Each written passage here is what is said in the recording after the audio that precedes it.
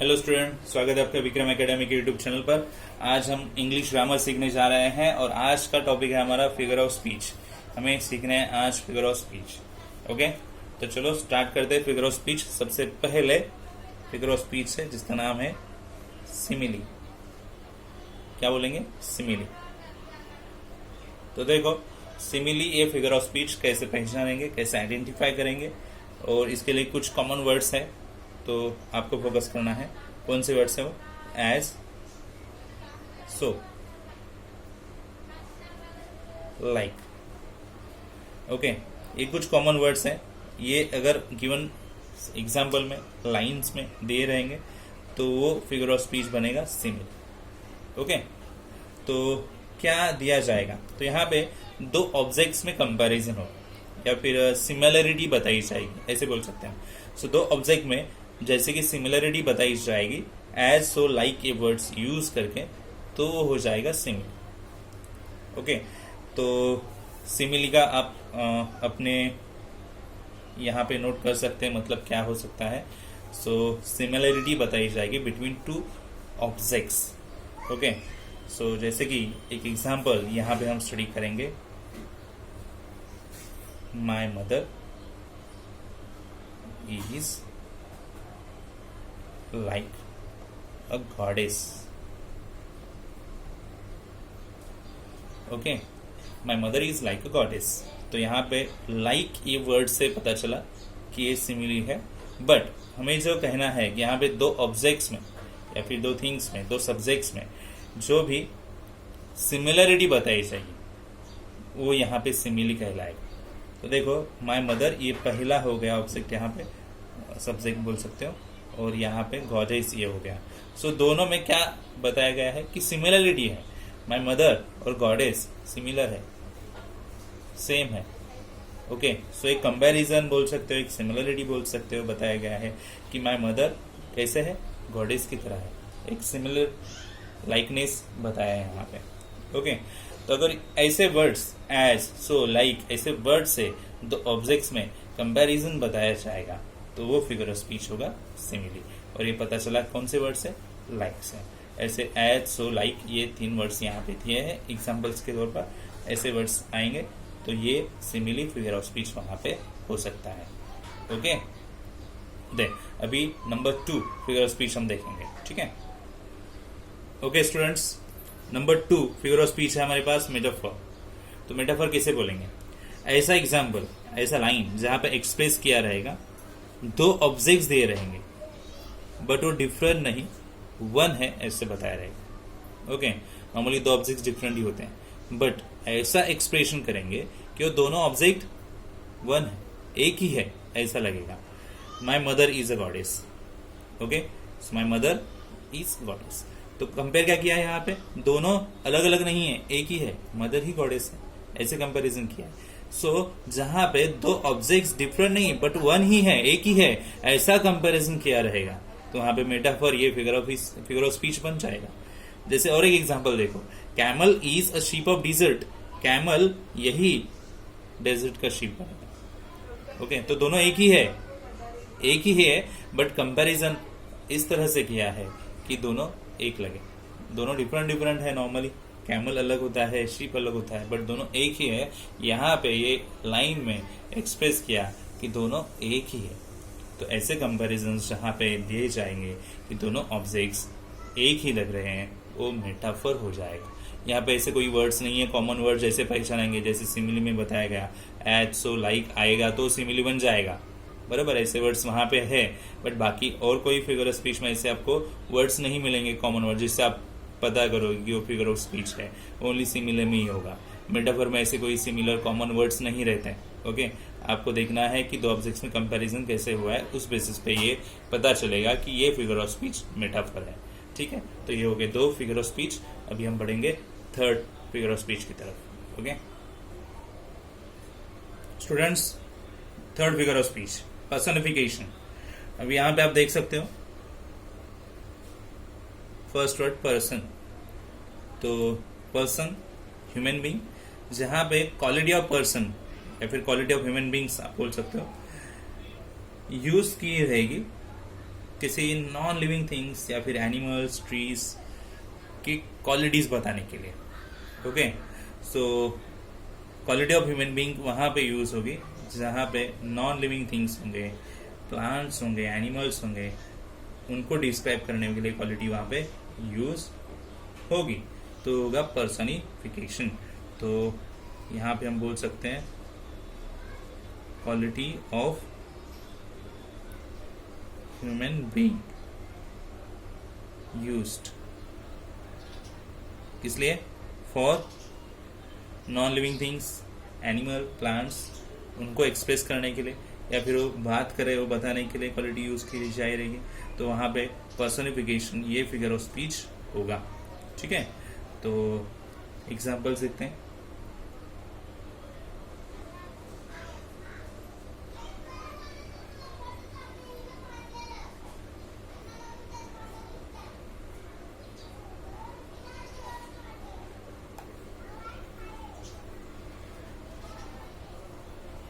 Okay, ठीक से देखो।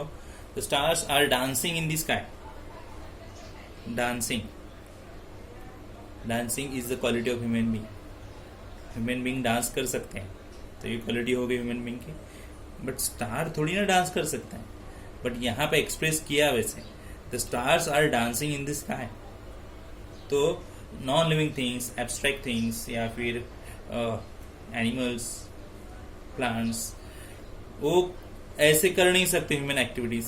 वो एक्टिविटीज या फिर क्वालिटीज उनके लिए बताई गई, तो फिर वो पर्सनिफिकेशन फिगर ऑफ स्पीच होगा। स्टार्स डांस नहीं कर सकते, बट ऐसा एक्सप्रेस यहाँ पे किया है कि स्टार डांस कर रहे हैं, तो dancing is the quality of human being is given to stars. Okay, ऐसा एक्सप्रेशन आप एक्सप्लेनेशन दे सकते हो, dancing is the quality of human being which is given to stars. तो इसीलिए ये पर्सनिफिकेशन बन जाएगा। ऐसे आप एग्जाम्पल्स ठीक से देखोगे तो आपको पता चलेगा कि वो वहाँ पे पर्सन्स क्वालिटी किसी और के लिए अगर यूज हो रही है तो पर्सनिफिकेशन फिगर ऑफ स्पीच हो। ठीक है, नोट कर लिए अच्छे से। ओके, आगे बढ़ेंगे। नेक्स्ट फिगर ऑफ स्पीच है एंटीथेसिस। एंटीथेसिस क्या बताया देखो, मीनिंग यहाँ पे लिखा है शॉर्ट में, setting of one thing against another, या फिर कॉन्ट्रास्ट बिटवीन टू आइडियाज और वर्ड्स। दो आइडियाज और वर्ड्स के बीच में कॉन्ट्रास्ट। सिंपल वर्ड में बोलूंगा यहाँ पे अपोजिट आइडियाज कंपेयर की जाएंगी, अपोजिट आइडियाज, इसलिए अपोजिट वर्ड्स भी हो सकते हैं, अपोजिट आइडियाज भी हो सकती हैं। तो इस तरह से एग्जाम्पल्स यहाँ पे देखेंगे। To err is human, to forgive divine.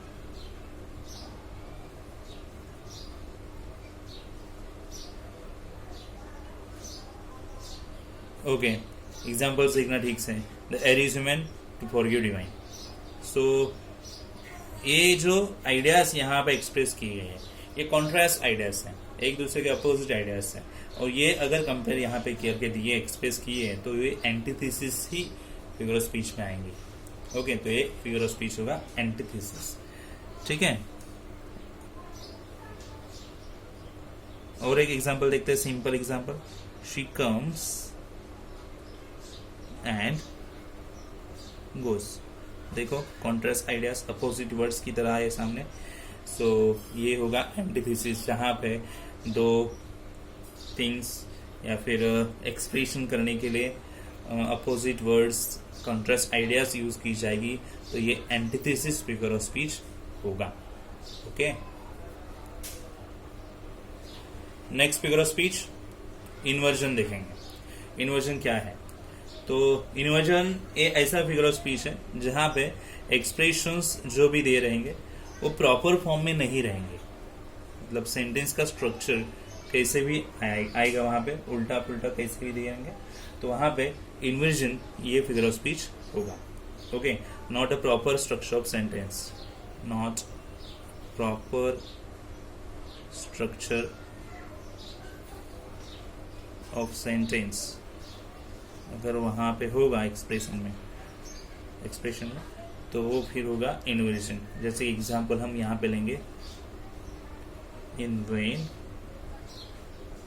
Is all word play. तो आप सीधा करके देख सकते हो, all word play is in vain. ऐसे सिंपल नॉर्मल स्ट्रक्चर आएगा तो नॉर्मल सेंटेंस होगा ना, बट ये सेंटेंस ऐसे ही उल्टा पुल्टा स्ट्रक्चर करके दिया रहेगा, ओके, तो हो जाएगा इन्वर्जन हो जाएगा। उसका प्रॉपर कोई स्ट्रक्चर नहीं रहेगा, सब्जेक्ट पीछे देंगे, वो अब बीच में देंगे, हेल्पिंग आगे देंगे, कुछ भी हो सकता है, तो इन्वर्जन होगा वो।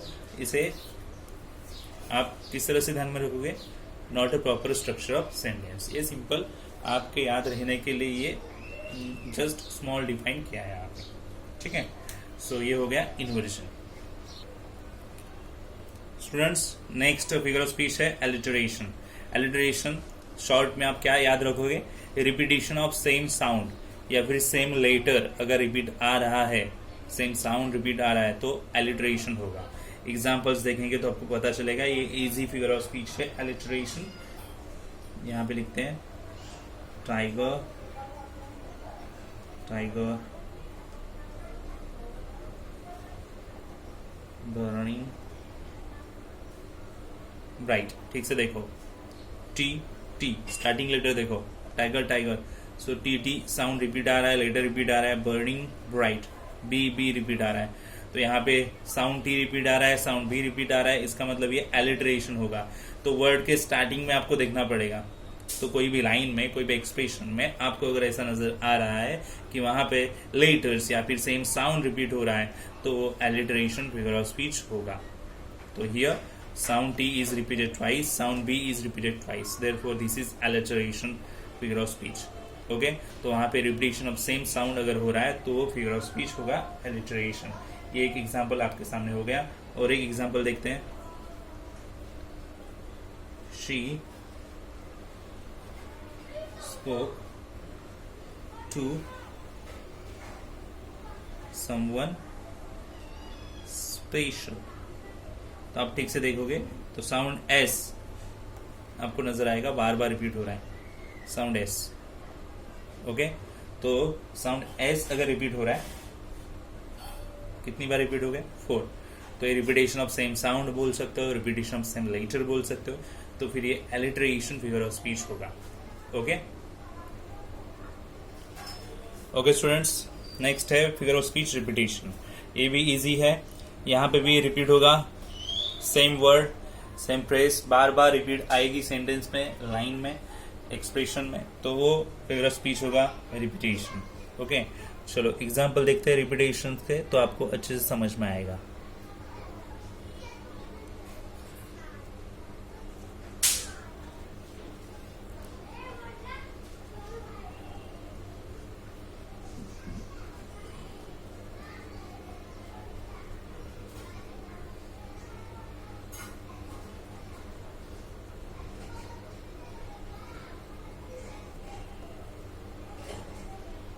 ओके, ठीक से देखो सेंटेंस, लैंड ऑफ फेथ और बर्थ और प्राइड, तो यहाँ पे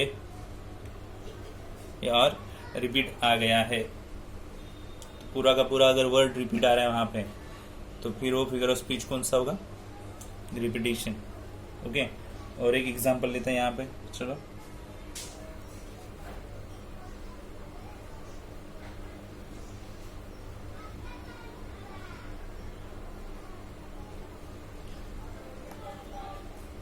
We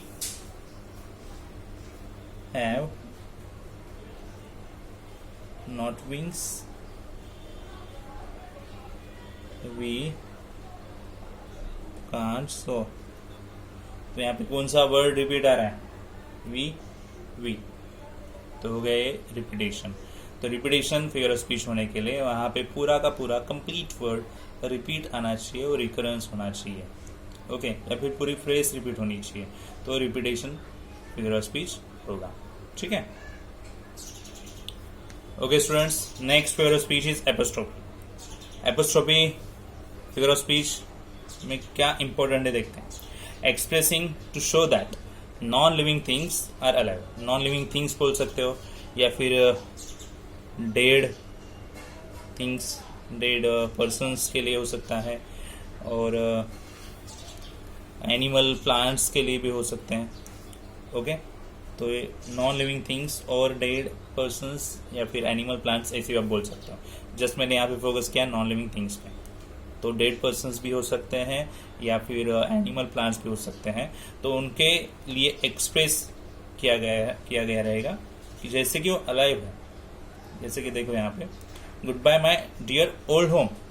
अभी ओल्ड होम थोड़ी ना बात कर सकता है, बराबर, बट उनको एक्सप्रेस करने के जैसे कि वो अलाइव है, जिंदा है, और उनसे बात कर रहे हैं, ऐसे बताने के लिए यहाँ पे फिगर ऑफ स्पीच यहाँ पे एक्सप्रेस किया गया है। देखो, good bye my dear old home, old home से बात करें ऐसे बताया गया है। तो ऐसे एक्सप्रेशन दिया रहेंगे। तो नॉर्मली आप याद रखो कि नॉन लिविंग थिंग्स जैसे कि अलाइव है और उनसे हम बात करें या फिर वो हमसे बात करें, ऐसे समझ के जो भी सेंटेंस या फिर लाइंस दिए रहेंगे वो होंगे एपोस्ट्रोफी फिगर ऑफ स्पीच के। ओके, तो ये इम्पोर्टेंट शॉर्ट मीनिंग जो है अच्छे से लिख के लेना, याद रखना, और फिर एग्जाम्पल कैसे आया वो देखना। ठीक है, अभी हम नेक्स्ट फिगर ऑफ स्पीच देखेंगे। नेक्स्ट फिगर ऑफ स्पीच है स्टूडेंट्स ओनामेटोपिया। साउंड डिस्क्राइबिंग वर्ड्स जहाँ पे आएंगे वो sound describing words he figure of speech देंगे। कौन सा? ओनामेटोपिया। ओके, सो ये फिगर ऑफ स्पीच में हम देखेंगे साउंड डिस्क्राइबिंग वर्ड्स आएंगे। जैसे कि एग्जांपल लेते हैं, the rustling of leaves. Okay, leaves की वजह से जो साउंड क्रिएशन हुआ है, रसलिंग, तो यहाँ पे वर्ड आया rustling. Sound showing word, sound describing words अगर यूज होंगे तो वहाँ पे होगा ओनामेटोपिया। ओके, ये फिगर ऑफ स्पीच, तो ये स्पेशली साउंड के लिए होगा। ओके, याद रखो onomatopoeia, sound showing, sound describing words use होंगे तो ये फिगर ऑफ स्पीच आएगा। जैसे कि एग्जांपल मैंने यहाँ पे बताया, तो rustling is a sound describing words, therefore this is example of figure of speech of onomatopoeia. Okay student, next figure of speech है हमारे पास क्लाइमेक्स। तो क्लाइमेक्स का मीनिंग क्या है या फिर उसमें क्या इंपॉर्टेंट थिंग रहेगी यहाँ पे बताइए। थिंग्स और activities are arrange in ascending order as per their importance. Ascending order में थिंग्स या फिर एक्टिविटीज जो लाइंस में दी हो अरेंज की गई है। जैसे कि यहाँ पे एक्टिविटी दे सकते हो, ही केम, ही सॉ, ही कॉन्कर्ड, अलग अलग है एक्टिविटीज, बट ये इस तरह से अरेंज की है, इस तरह से असेंडिंग ऑर्डर में रखी है कि उनका इंपॉर्टेंस बढ़ते जाएगा। देखो, he came, then he saw, then he conquered, तो हायर इंपॉर्टेंस यहाँ पे आया। ये तो नॉर्मल इंपॉर्टेंस है, तो उनके इंपॉर्टेंस बेसिस पे असेंडिंग ऑर्डर में थिंग्स अगर अरेंज की जाएगी तो फिगर ऑफ स्पीच कौन सा होगा? क्लाइमैक्स। ओके, तो असेंडिंग ऑर्डर में अरेंज होना जरूरी है। तो ही केम से ज्यादा इंपॉर्टेंट है ही कॉन्कर्ड। ओके, तो ये सबसे पहले एक्टिविटी थी, ये लास्ट वाली एक्टिविटी, तो लास्ट में सबसे बड़ी ज्यादा इंपॉर्टेंट एक्टिविटी होगी, तो इसी तो असेंडिंग ऑर्डर बोलते हैं हम। ओके, देन ये हो गया क्लाइमैक्स फिगर ऑफ स्पीच। अभी हम लेंगे next figure of speech. Okay students, climax तो हमने देखा, अभी एंटी क्लाइमैक्स, ये कंप्लीटली अपोजिट होगा क्लाइमैक्स के। एंटी क्लाइमैक्स एक क्लाइमैक्स के कंप्लीटली अपोजिट होगा। मतलब क्या? क्लाइमैक्स में असेंडिंग ऑर्डर में थिंग्स अरेंज की थी, यहाँ पे क्या होगा? Things are put in descending order. Descending order में मतलब हायर इंपॉर्टेंस वाले एक्टिविटी पहले और एकदम लोअर इंपॉर्टेंस वाले एक्टिविटी बाद में, तो डिसेंडिंग ऑर्डर में रखी जाएगी। तो देखो यहाँ पे टुक हिज गन, यानी कुछ बड़ी एक्टिविटी है, and came out and shot a rat. Shot किया है इसे? रैट को। तो ये लोअर एक्टिविटी हो गई इंपॉर्टेंस वाली, तो सबसे ज्यादा ये हो जाएगी। किसी और को शॉट करता तो अलग बात थी, शॉट किया है किसे? रैट को, तो रैट को शॉट करने की जरूरत ही नहीं है, किसी और से भी मार सकते थे, बट गन ली, तो ये हायर इंपॉर्टेंस एक्टिविटी होगी यहाँ पे और ये लोअर इंपॉर्टेंस एक्टिविटी हो गई। तो एंटी क्लाइमैक्स यानी क्या?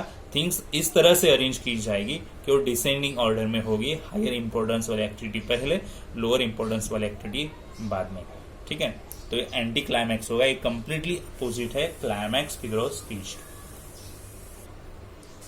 नेक्स्ट फिगर ऑफ स्पीच है स्टूडेंट्स हाइपरबोले। ओके, क्या मतलब होता है हाइपरबोले का? Things are represented as much more than they real are. मतलब जो एक्चुअल है वो एक्चुअल सिचुएशन और ज्यादा उसमें चढ़ा बढ़ा के बताई रहेगी, तो हाइपरबोले फिगर ऑफ स्पीच होगा। मतलब जो हुआ है उससे ज्यादा ही वो बताया जाएगा। ओके, जैसे कि she cried oceans of tears.